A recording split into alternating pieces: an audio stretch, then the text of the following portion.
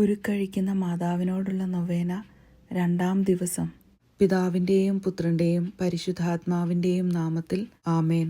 കൃപയുടെ നീർച്ചാലായ പരിശുദ്ധ മറിയമേ, പ്രിയപ്പെട്ട മാതാവേ, അങ്ങയുടെ സഹായം ആവശ്യമുള്ള പാപിയാണ് ഞാൻ എന്ന ബോധ്യത്തോടെ എൻ്റെ ഹൃദയത്തെ ഞാനിന്ന് അങ്ങേക്ക് വീണ്ടും സമർപ്പിക്കുന്നു.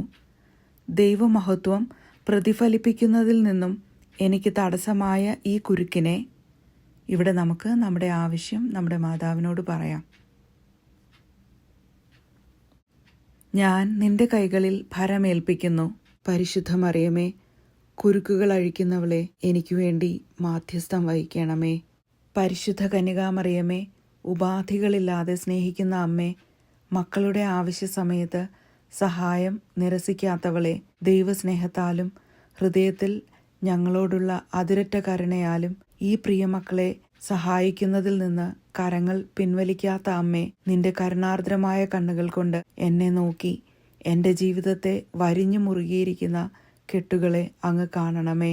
ഈ കെട്ടുകൾ ഏതു വിധത്തിലാണ് എന്നെ ബന്ധനത്തിലാക്കിയിരിക്കുന്നതെന്നും അവ നിമിത്തം ഞാൻ അനുഭവിക്കുന്ന നിരാശയും വേദനയും അങ്ങ് നന്നായി അറിയുന്നുണ്ടല്ലോ.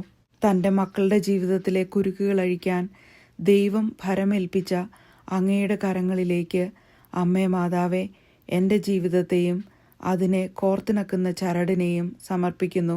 ആർക്കും ഒരു ദുഷ്ടശക്തിക്കും അത് അങ്ങയുടെ വിലയേറിയ പരിചരണത്തിൽ നിന്ന് കവർന്നെടുക്കാനാവില്ല. അങ്ങേക്ക് അഴിക്കാൻ കഴിയാത്ത ഒരു കുരുക്കുമില്ല.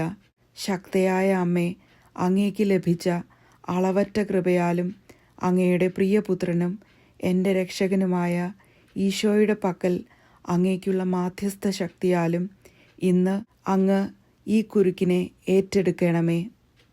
ഇവിടെ നമുക്ക് നമ്മുടെ ആവശ്യം ഒന്നുകൂടെ മാതാവിനോട് പറയാം.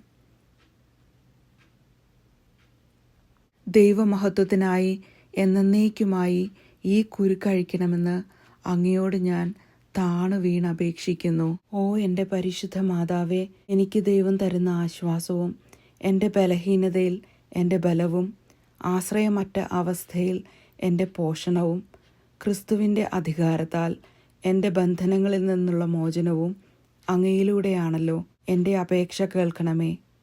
ഓ എൻ്റെ സുരക്ഷിതമായ അഭയമേ, എന്നെ അങ്ങയോട് ചേർത്ത് നിർത്തണമേ. വഴി നടത്തണമേ, സംരക്ഷിക്കണമേ. കുരുക്കുകൾ അഴിക്കുന്ന പരിശുദ്ധ മറിയമേ, എനിക്ക് വേണ്ടി പ്രാർത്ഥിക്കണമേ. ആമേൻ. പിതാവിൻ്റെയും പുത്രൻ്റെയും പരിശുദ്ധാത്മാവിൻ്റെയും നാമത്തിൽ ആമേൻ. 3-ാം ദിവസത്തെ നൊവേനയ്ക്കായി നമുക്ക് പ്രാർത്ഥിച്ചൊരുങ്ങാം.